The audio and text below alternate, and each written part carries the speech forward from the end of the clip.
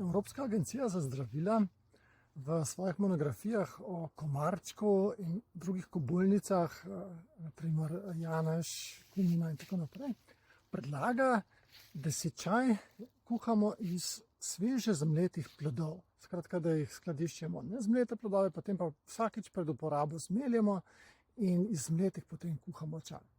No, meni se zdi tak nasvet nekoliko preveč kompliciran.